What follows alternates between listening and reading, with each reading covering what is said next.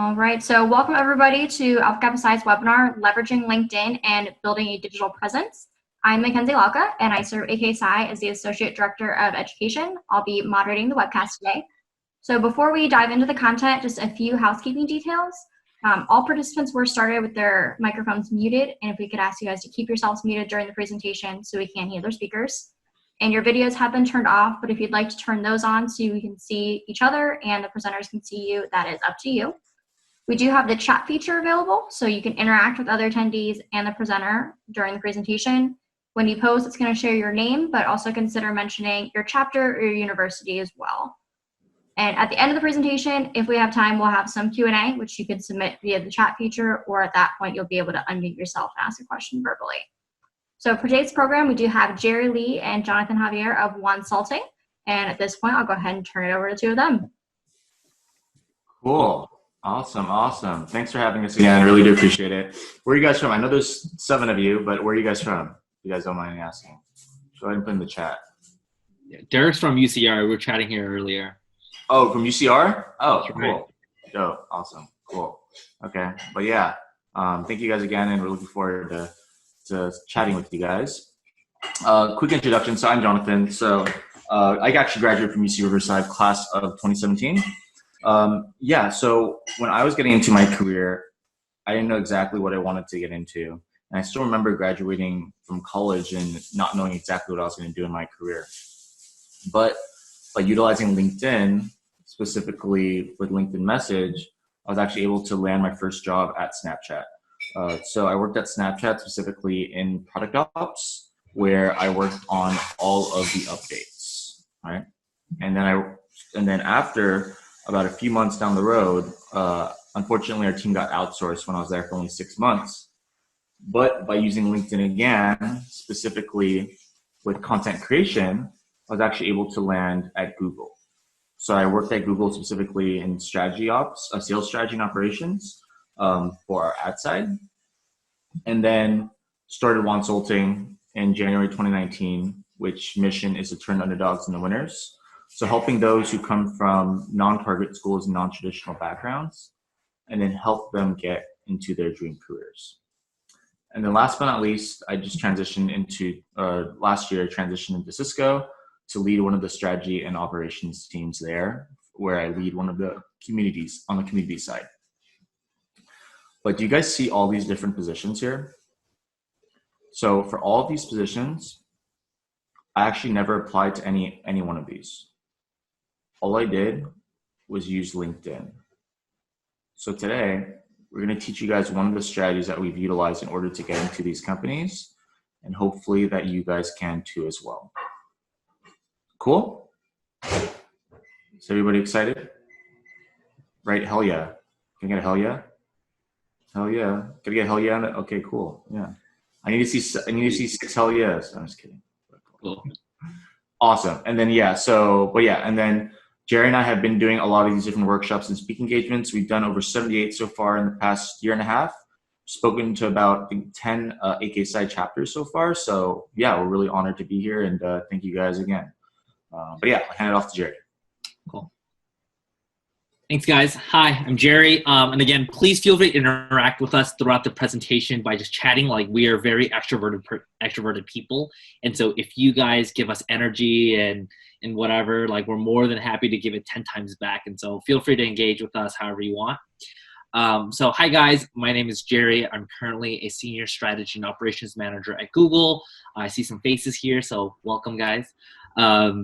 And so my career journey has been kind of crazy. So back when I was in college in 2013, I kind of went in as a first-gen low-income student, not knowing anything it would have meant to be a professional. Didn't know how to write a resume, wear a suit, or anything along those lines. And it was a lot of organizations through, organizations like AK Psi. I was actually part of DSP, so don't hate me, guys. Okay. But it was a lot of these through a lot of these organizations that it's helped me get the professional footing to really jumpstart into my career. And so as I went into my junior year, I actually had the opportunity to intern at Google as the first intern from my alma mater. And Babson's been around for over 100 years. And so it's been a true blessing to have at least started my career at Google and was the youngest hire to be hired as an analyst in 2017. Was fortunate enough to have broken the promotion record in 8 months to becoming a strategist, 8 months after that. Then 6 months after that, transitioned into being a strategy and operations manager. And then a year after was promoted again. And so all this to say that throughout this journey, what Jonathan and I have learned is really about, hey, like we've had the chance to interview at, the Facebook, LinkedIn, Spotify, Netflix, all these top tech companies. And we are ultimately trying to boil down all our learnings into one key message here. And so, is this what you guys came here to learn? If so, give me a thumbs up or thumbs down if you don't think so. All right, I see some thumbs up. Okay, with that, to pass it back to Jonathan, and then we'll get started. Awesome. Thank you, Jerry. Cool. So, sorry for going super quick because I know we only have about 20 minutes. So, let me know or let us know if we're going too quick. So, so agenda for today, of course, for networking, personal branding. Number one, we're going to go over LinkedIn networking 101. We're going to teach you guys a strategy that we've utilized with a lot of the people we've worked with, especially to gain relationships that ultimately lead to referrals. The second part is personal branding, because a lot of us will reach out to people, establish these relationships, and then ultimately, like you have to do all the reach outs. Why not have people reach out to you? So we're going to change it in the reverse mechanism. All right, and then last but not least, of course, a Q&A. I'll just answering any questions that you guys have, and answer any of them that you guys have, and make sure that's good to go. Cool? Awesome. Great. Okay, cool. So who here has LinkedIn? All of you guys, right? I'm assuming. Okay, cool. How's LinkedIn networking been during COVID-19? How have you guys been networking? What is your guys' kind of mentality right now? Like, are you guys like, man, like it's hard to get an internship or job? Is there any struggles, or have you been, I've been able to land an internship or job? Where are you guys at right now? Still shy to ask people for coffee chats. No worries, Tracy. Okay, cool. Anybody else? If not, no worries, because we definitely understand what's happening, especially with COVID-19, right? There's all these different things happening in the news where all these people are being affected. You see these memes of Cardi B, for example. But there's so many different things that are happening in today's society where it causes a lot of uncertainty, which to a point will affect you mentally. And you're gonna be like, man, like, is there any opportunities out there, right? And this is how you might feel, right? Who here feels this way? Anxious, anxiety. Some of you? Cool. So the question is, what should you be doing during COVID-19? How should you be recruiting? What you should be doing? What do you guys think you should be doing? Anyone want to take a guess? I mean, the good thing is that everyone's home. Yes. So it's a great opportunity. Hey, what's up? It's a great opportunity to really connect with people on a more personal level, because there's really not a boundary between personal and professional, because everyone's all home. So Exactly. You got it right, Caitlin. So the part you should be doing right now is networking. Reason being is because most professionals and recruiters who are in these companies are literally at home, sleeping on the couch, literally, aka me 15 minutes ago. I'm not gonna lie. But they're all at home. We're all doing our work, but we want to help out, right? And especially if you're students, a lot of these professionals want to help you out because they definitely understand the struggle, and we've never been through something like this, especially in recent years. So it's very important to network with a ton of different people, right? And so who do you guys network with? That's the question. Who do you guys think you network with? You don't know? Well, good, because we have the answer. Should we network with people who are specifically from your university, which would be UC Riverside, I'm just giving an example, and your organization, which is AK Psi, right? Why should you network with these people? What do you guys think? Because there's already a starting point to this conversation. Exactly, Wade, right? You guys share something in common, which is number one, you go to the same university, or number two, you're part of the same organization. Who here has seen this before? Have you guys seen this tool before? You guys have? What do you guys see that stands out on here?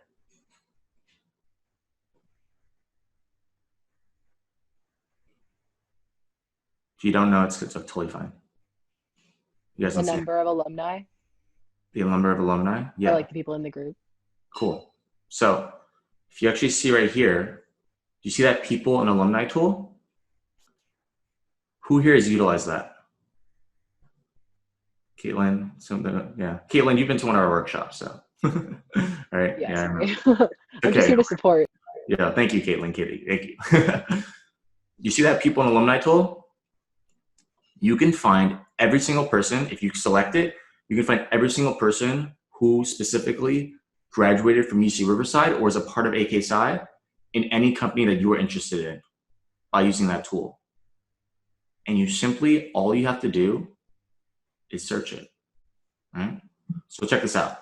Oh, it popped up, but according to LinkedIn, usually UC Riverside, which is a non-target school, most people will say, oh, there's only a few people who work at Google. But if you do a simple search on this tool and you search Google, you can find 202 alumni who graduated from UC Riverside that work at Google. What does that mean? What do you guys think? Tracy, do you know? I know you're from UC Riverside. Or is that correct? Or Derek. I'm sorry, Derek or Tracy. I was Derek, my bad. But this means that there's 202 chances or 202 opportunities for you to network with someone at the company you're specifically interested in to get into your career. So all you have to do is literally search the company and then search a position. So for example, if I wanted to work at Google as a financial analyst, I just type in Google financial analyst and I can find every financial analyst that works at Google that came from my school. If you do this for AK Psi, same thing. AK Psi, financial analyst. You find every single person who's from your organization or university that work at a company you're interested in. And one thing I want to add here, Jonathan, is that oftentimes I think the concept of networking I often hear is like, man, like I don't feel like I can reach out to these people, or hey, I feel too shy, like Tracy mentioned, or maybe even hey, they probably get 1,000 messages, right? We're going to show you specifically how you can stand out from everybody else and why they'll talk to you out of the 50, 100 people that they get messages from, right? And we'll show you the key differentiator that's worked for us and so many other people that we've helped to enable that. Cool, exactly. So check this out. So let's say we click a profile and we see this girl named Angela, right? She graduated from UC Riverside. What do you guys see about her profile that stands out? Take like 10 seconds to look at it real quick. There's a lot of mutual connections. A lot of mutual connections, right, Wade? Cool. So a lot of mutual connections. Let's say you go to UC Riverside. She went to UC Riverside. Number 3, she works at Google. Number 4, she was in sorority Alpha Chi Omega. Number 5, she's passionate about sales. Number 6, she went from retail to tech. How long did that take me to do? About 15 seconds. Maybe if I was faster and I could speak faster, it'd take 10 seconds, right? But the reason why I say this is because the job search process shouldn't be complex, all right? Imagine you're doing a profile analysis of this person, simply what I just said, writing it down in your notes, and then reaching out to them, right? And so that's what literally you do. And this is the personal invite that you should send. Right? You guys can take a picture of this if you want, and you guys can utilize it yourselves, right? So basically you just say, hope your day is going well. You're establishing rapport. And then let's say my name is Caitlin Fong. I'm currently a 4th year from Pepperdine University. Let's say you should go to Pepperdine, right?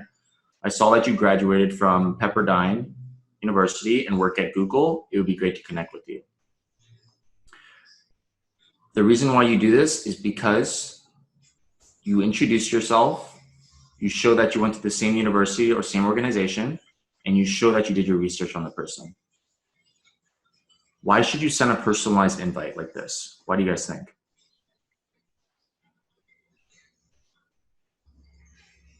It's because nobody does it.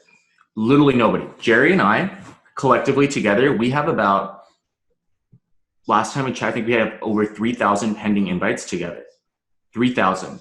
The differentiator, none of them sent a personal invite. If you send a personal invite, you are sharing with the person that you took time to actually get to know the person before reaching out to them. You're going from a stranger to a warm connection. You're introducing yourself and you're making a good first impression. Cool. Awesome. And then last but not least, I'm going to go super quick because I know I'm going to start one hand up to Gerry for personal branding. Then after they add you, right, send them a message, right? And so you remember when we were talking about that profile analysis, you put that information and you put it into the message. So wait about 24 hours once they add you back, or wait an hour. Sometimes they'll message you back, sometimes they won't. But if they don't, send this message. So you just say, thanks for connecting on LinkedIn. I appreciate connecting with a fellow, I don't know, nitty line. Let's just say Penn State. Yeah, right? Say, while on LinkedIn, I saw you graduated from, let's just say UC Riverside, and currently work as a account strategist at Google. You want to ask them about their career story, right? A lot of people, what they do is say, hey, Angela, give me a job at Google. Why is that wrong? The reason why it's wrong is because you have to put yourself in a professional's shoes and think about, if I were reached out to like that, would I help this person? Probably not, right? But if you go in sharing that you did your research on the person, so for example, I saw you went from career story from UC Riverside to Google, and also that you'd love to learn more about what she specifically, let's say how she got into tech from retail. You show you did your research for about 30 seconds and you implement it into the message. I'm telling you, by using a structure just like this, you will get more phone chats and more conversations because, like we said before, nobody does it. Yeah. And just to give you guys some numbers, so I think probably of all the times that I've been using LinkedIn, I've probably gotten over 15,000 connection invites. Of that, I can remember probably 3 or 5 that come to mind where they've actually looked at my profile and said, oh, I see that you're actually super passionate about personal finance. Would love to chat with you, right? 5 people max have done that out of the 15,000 people that have connected or tried to connect with me. Now, if this is representative of every other person, right? Think about how if you're able to just look at one piece in their profile and say, hey, that's a connection point that I'm really passionate about, that I want to talk to you. Let's have that conversation. You're going to stand out amongst everybody else, I promise you. 100%, yeah. And definitely utilize this. And it only takes about 30 seconds, but that 30 seconds could turn into your career. That's right. Cool? Awesome. Cool. Sorry, hand off to Gerry. Awesome. So I know that we are short on time, so we'll just quickly run through this. The question that we typically ask is saying, hey, who comes to mind when we think about digital presence? In my mind, this person is Elon Musk, right? Elon is someone who has been incredibly vocal online, and it seems like we know a lot about this person without actually having met this person, right? And so we'll talk a little bit about how digital presence should kind of factor into your whole recruiting cycle, especially as you think about finding your job. Cool. So to do that, we'll go over some of his content, right? In this tweet here, you can see that, hey, Elon has created a car company, Tesla, and they made 0 cars in 2011, and they are going to make around 500,000 in 2019, right? When you read this, you go, dang, someone has been able to create a company that is now creating 500,000 cars in one given year. That's insane, right? Especially in an industry where there hasn't been any major big players in the past 100 years, right? And so this kind of shows, hey, Elon is someone who's a successful CEO, ambitious, but also very smart, right? Next slide. If you read this tweet, you might think, well, first, if you like tonight's launch, you will really like Falcon Heavy next month. 3x rocket cores, 3x thrust, 2 cores return to base doing synchronized aerobatics, 3rd land on drone chip. what you might think after reading this is saying, dang, this dude literally knows rocket science, right? Like we always joke and be like, hey, like, you know, this is never about rocket science. Like this dude straight up knows rocket science, right? While maintaining a car company, right? And so just by automatically reading these things, what are some of the words that come to mind, right? Ambitious, smart, able to prioritize his time efficiently, right? And most importantly, really successful. Let's go on to the next one. And this one's always funny, right? I don't know if many of you guys know the story, but this tweet, I'm considering taking Tesla private at 420, funding secured. Right. This tweet actually, this tweet alone got Elon Musk fined. I think it was like $10 million. He got kicked off of his chairman of the board seat for like 3 years, and he pretty much created securities fraud, or he pretty much committed securities fraud in a matter of literally using, what is that, like 9 words in a tweet, right? So to summarize, what do we know about Elon so far just by reading 8 lines? We know, 1, he's a super successful car CEO. Knows a ton about cars, building companies, and really successful at that. Second, the dude straight up knows rocket science, right? And the third piece of it is this guy's a straight up troll, right? This guy just committed securities fraud, posts a ton of memes, right? He's a freaking meme lord, right? This guy's super insane, but that's who he is as a person, right? And I ask you guys to think, well, how did we get all these words that come up in mind when we've only read 10 lines of his tweets, right? And what does that do for our personal brand? The question I have to ask you guys is, what are those 10 lines that I'm going to be asking you, right? If I go onto your LinkedIn profile, if I go onto your content, the things that you engage with, what am I going to think of? What are some of the words that recruiters are going to be thinking about? Are they going to think ambitious, smart, high achieving? Or are they going to say, this applicant looks like everybody else? Right? For me and Jonathan, this has kind of been the crux of really what we call reactive recruiting, where opportunities just come to you, right? Who here would want that? If you had, you know, messages from LinkedIn, from Google saying, hey, please work for us. Wouldn't that be great? Right? And so, Jonathan, if you go on to the next slide, this is exactly what has happened to us, right? I want you guys to kind of read the slide and tell me, what companies do you see on here, right? Some of them you'll see Netflix, right? The second one you'll see DoorDash. Third is Indeed, Spotify, Facebook, Wind River, right? These opportunities come to you not because you're a passive user on LinkedIn, but because you're developing a brand and you're showing other people, hey, I'm more than just a student that, you know, goes to UCR. I'm someone who's extremely passionate about giving back. I'm extremely passionate about impacting others, right? And those are the qualities that you just can't show on a resume. And as people think about wanting new team members on their team, are they going to go through the pile of 16,000 resumes that they have there? Or are they going to go, wait, I've actually seen someone post a ton and engage with a ton of content. I know that they were looking for marketing internships. They've been posting a ton of great things on marketing. I'll go reach out to them. The answer is all yours, right? And so if you go on to the next slide, Jonathan, to kickstart this, we have a challenge for you, right? If you guys want to kickstart this and really start developing your brand, the question that we always get is, well, where do I start, right? Create a LinkedIn post, tag us on it, and we'll engage with it, right? By doing this, and feel free to take a photo of this, by doing this, you'll engage with us. You'll not only begin to build your digital brand, but everyone in our network will begin to also look at your content. We've seen so many success stories of people saying, oh my gosh, I took that leap of faith. I posted that content. I've had over 50,000 people look at it, and I've reached out to 200 people, 50 of them from Google, 30 of them from Amazon, 20 of them from Microsoft. Every single one of them have, right? And by doing that, you're going to have a common entry point, as Jonathan mentioned, and use what Jonathan had told you earlier to reach out to those people to create opportunities for yourself, right? And so to summarize, Jonathan, if you want to the next slide, we want to thank you for your time. I know that we had to cut down on a ton of content because this is actually one of the quickest workshops that we've ever done.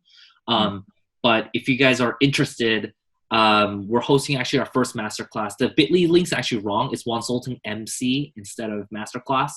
But we also have our LinkedIn profiles here. Thank you guys for your time and attention, and we'll be more than happy to answer questions. Awesome. Thank you both. So as we said earlier, if you have questions for either of them, go ahead and throw them in the chat, or if you want to go ahead and ask them verbally, go ahead and you can just unmute yourself and ask your question there. Quick question for me first, Gerry, Jonathan, what are some of the biggest faux pas that you see when people are using LinkedIn? That's a really good question. And so I think that like a lot of the faux pas are, they just assume that it's a tool to just get transactional relationships, right? Oftentimes what we see is that people will reach out to us and say, hey, here's my LinkedIn, please get me a job, thank you. Right. We view LinkedIn as a tool to enable you to reach out to more people, but that doesn't mean that you should remove the human element to it. Right. And so making sure that you keep it human centric and make it relationship first is the number one thing that you should focus on. And everything else will come after that. Mm-hmm. Yeah. Another thing too is that a lot of people, you just use it passively. You should definitely use it actively. And right now is the best time to create LinkedIn content because everyone's literally on LinkedIn all the time. Like, yeah, everyone's just always on, like a lot of people on LinkedIn, a lot of people are searching for jobs in different roles. There are open roles out there. You just have to go find them. Like a lot of people are posting these different roles, and we actually have a free resource, which is bit.ly/consulting-jobs. It's a job board. So there's a bunch of opportunities there and different content if you guys ever need advice. Cool. Any other questions? Hey guys. Yes, Thomas.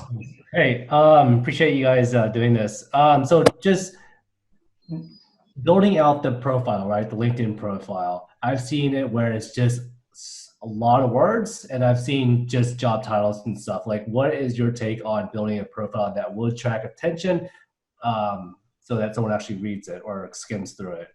What's Good your question. recommendation? Good question. So you should definitely not just have the titles and the positions. You should definitely put words in it. So you know what I did? So when I was actually job searching and I was trying to build a personal brand around my profile, I always try to put myself in a professional's shoes or a recruiter's shoes. So what I did was I actually got Recruiter Lite for free, and I looked at exactly how they find specific people as an operations analyst for roles. And so I looked at it and I saw that they specifically look for these skills. And so what I do for each of my positions, I put a skill section.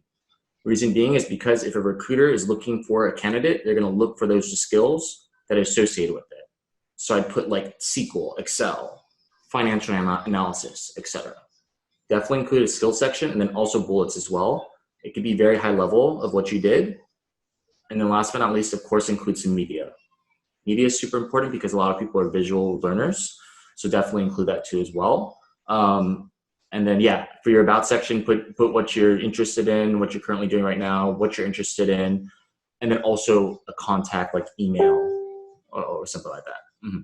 That's right. Yeah. And to follow up on that, I think by and large, just putting yourself in the recruiter's shoes and say, hey, how long will it take me to read through my entire LinkedIn? Will it take me 16 minutes or will it take me 2 minutes? And so figuring out where do you want to put most of the content, where do you want to keep it lighter on some ends is really key. So one of the things I do is making sure that every one of my positions that I want the recruiter to care about, I'll write 2 or 3 lines max, because I know that a recruiter will not spend more than 2 minutes or a minute on my resume or on my LinkedIn, right? And making sure that your summary section is really succinct and concise and tells you a little bit more about who you are as a person, rather than just repeating what's listed on your job section. And so I think keeping it concise and short and making sure you're very intentional about where you add content is really important.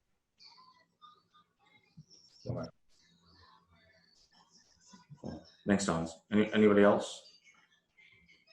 I have a question. So do you think it's actually like a good investment to get LinkedIn Premium? Because I made a post maybe yesterday, but I can't see like all the profile views. But do you think that's like important? Good question. So, I mean, I would say like you can do, there's a free month that you can do, but then there's also, if you guys didn't know, LinkedIn employees have LinkedIn Premium for free that they can give out. So if you know any LinkedIn employees, reach out to them. How you can do that is literally going to that alumni tool we just showed you, typing in LinkedIn on there, and you can find all the people who graduated from your school that currently work at LinkedIn. Then you go to their activity section and you can see if they've posted it or not. If they haven't posted it, just reach out to them. If they have, engage with their post and then go reach out to them and say, hey, I saw your post on LinkedIn. I'd love to be considered for free LinkedIn Premium. Yeah. That's how I've honestly gotten LinkedIn Premium for free, and I've never paid for it. But assuming that you've already kind of done that, if you're trying to decide, hey, should I spend, 50, 60, 70 bucks a month on LinkedIn Premium?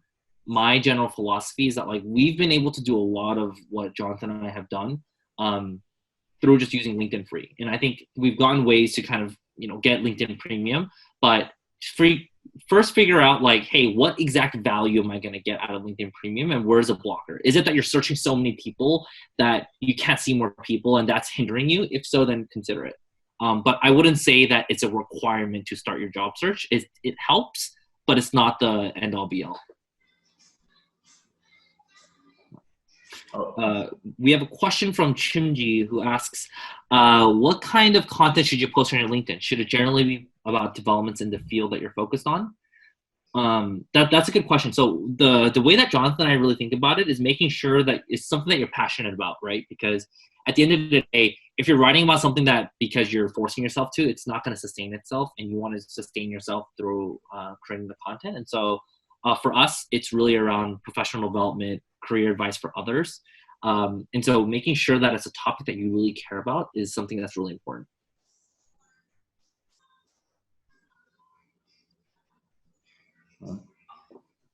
I have another question. So I've been recruiting for my company as well, and I've seen profiles either in first person or third person. What's your perspective on that? Yeah, I've read online articles and quote unquote LinkedIn gurus saying, hey, you want to use third person because it increases your SEO. By and large, I think at the end of the day, that's not going to be a deal breaker. I think, yes, you might get like 2 more people to see your profile. But if that detracts away from someone potentially being confused when they read your profile, it's really up to you. My personal preference on it is I don't think it really matters that much. So I think I have mine in first person. I used to have it in third person, but I never felt a difference. Yeah, I'll just keep it in first person. Make it less complicated. But yeah, I'll just do first person. Cool. I had a question, if we had more time, about sort of the caption on your LinkedIn.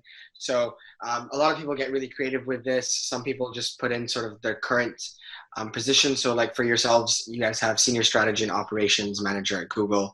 And so what is your recommendation for a student that is both, perhaps just finished an internship, maybe is like, has a leadership position in one of their clubs, like AKSI, for example, and is also wanting to, like, let's say, aspiring to be a consultant?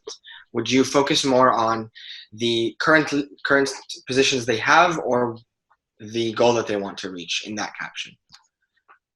Mm-hmm. Yeah.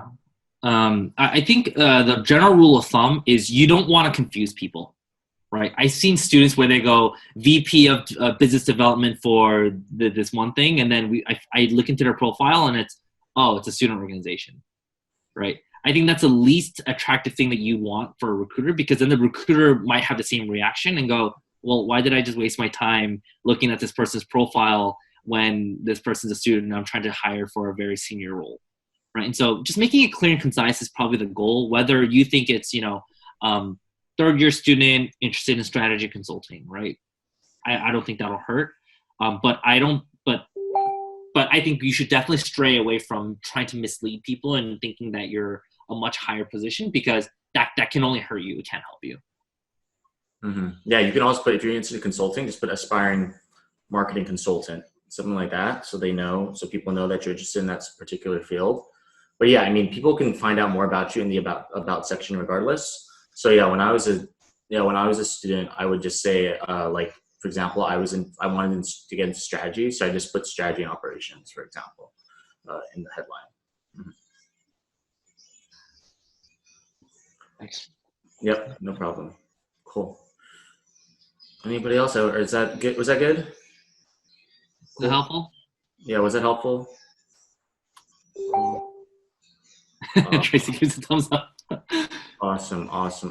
Okay, yeah, I mean, we're super thankful, and thank you again, guys, for the opportunity. Really appreciate it. But yeah, definitely add us on LinkedIn. Send us a personalized invite saying that we met right here. And yeah, if you guys take the challenge, definitely take the challenge. Yeah. And yeah. And one other thing is we've collaborated with I think over 10 AK site chapters, and so if you guys want to bring us onto your campus, more than happy to email us, LinkedIn DM us, Jerry at OneSolting, Jonathan at OneSolting.com. And yeah, hopefully we'll engage with you guys soon, and hopefully we'll see your guys' posts. Mm-hmm. Awesome. Thank you both for your time. I want to also thank all you guys participants for joining in. Just a quick reminder, make sure you guys log into the My AKSI community. You can engage with other members in the collaboration groups, and you can register for other additional sessions like this one in the events tab. So again, thank you all for attending, and we'll see you guys in the My AKSI community. Awesome. Thanks all. Thanks, everybody.